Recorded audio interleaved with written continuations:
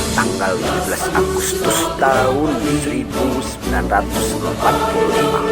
disambut dengan riang gembira oleh seluruh rakyat Indonesia. Pada waktu itu rakyat masih harus menghadapi kelakuan bangsa penjajah yang tidak mau begitu saja melepaskan Nusantara dari cengkraman mereka. Maka dengan terpaksa rakyat Indonesia harus melakukan perjuangan kembali untuk mengusir seluruh penjajah yang ada di bumi pertiwi, yang diawali dari wilayah Surabaya. Alim ulama melakukan sholat istikharah untuk meminta petunjuk kepada Allah, apa yang harus dilakukan, apa yang harus dikerjakan mengusir penjajah dari bumi Nusantara. Pada akhirnya beliau merumuskan tentang sebuah perjuangan atau sebuah pergerakan yang dinamakan Resolusi Jihad NU.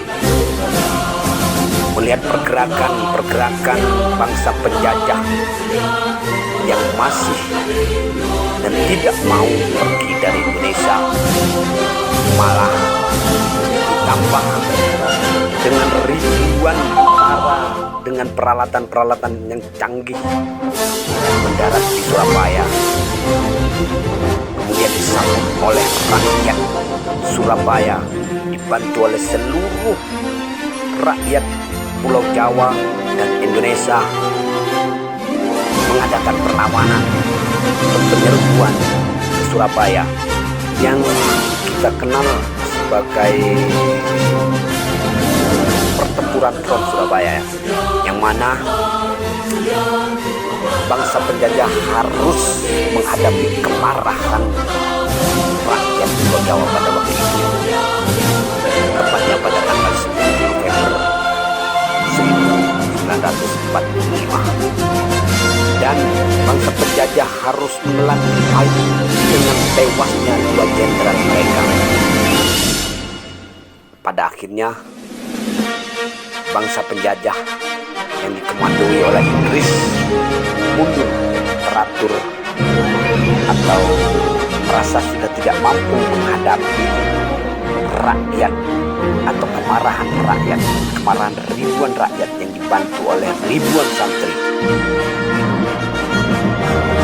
Kemudian mereka pergi dari Nusantara, akan tetapi kepergian mereka meninggalkan pasukan Nica atau Belanda yang kemudian melakukan perhitungan untuk menghapus nama Indonesia dari peta dunia. Akan tetapi mereka tidak menyadari bahwasanya mereka sedang menghadapi kemarahan rakyat Indonesia pada waktu itu dengan bersenjatakan ala kadarnya. Bangsa Belanda atau pasukan Nica mulai masuk ke pelosok-pelosok kota yang berada di Pulau Jawa, Sumatera, Kalimantan, juga Irian Jaya atau Papua, kalau sekarang dikenal Papua. Mereka mulai melakukan penekanan terhadap rakyat, pembantaian terhadap rakyat. Satu persatu rakyat yang tidak mendukung terhadap agresi militer atau tidak mendukung terhadap kekuatan militer Belanda pada waktu itu dibunuh, dan mayatnya pun digeletakkan seperti membuang mayat hewan, ayam.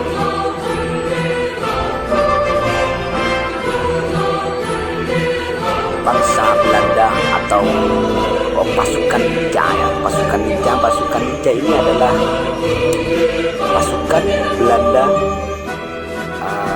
modern, dilengkapi dengan perlengkapan senjata perang yang cukup canggih, dihadapi oleh para pejuang Indonesia, dibantu oleh rakyat juga santri dari berbagai pelosok negeri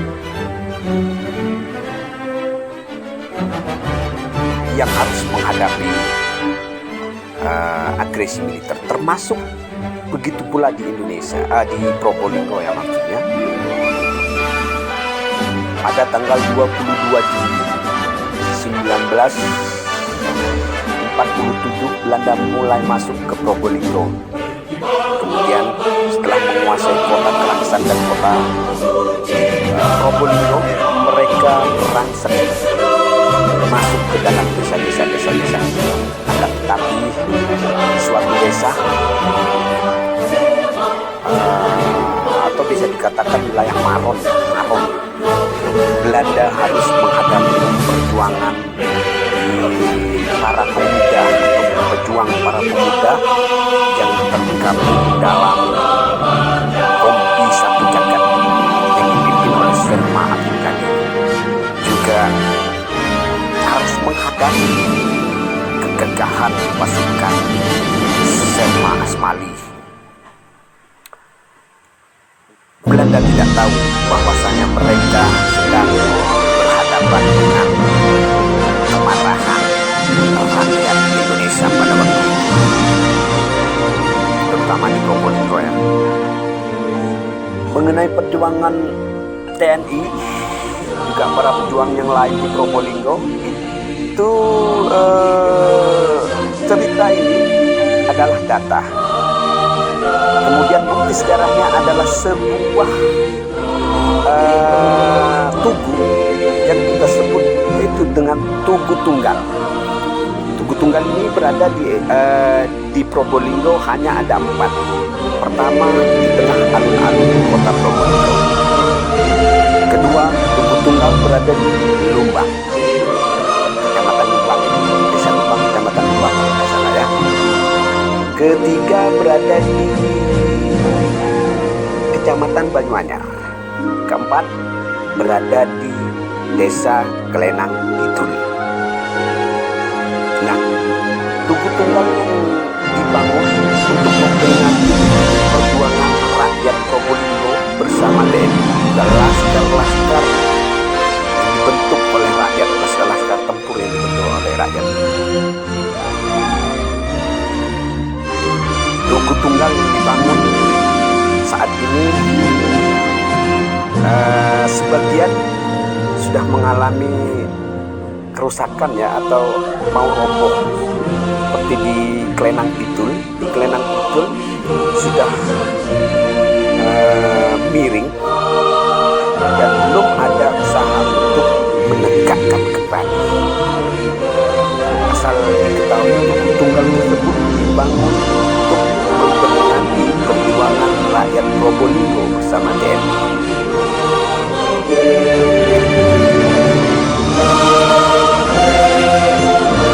Yang sebenarnya harus kita rawat baik-baik dan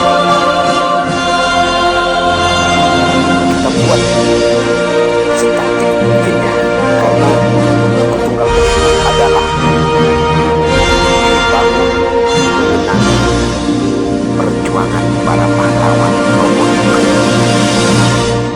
Para pahlawan Probolinggo yang telah rela mengorbankan nyawa, harta untuk kemerdekaan Probolinggo.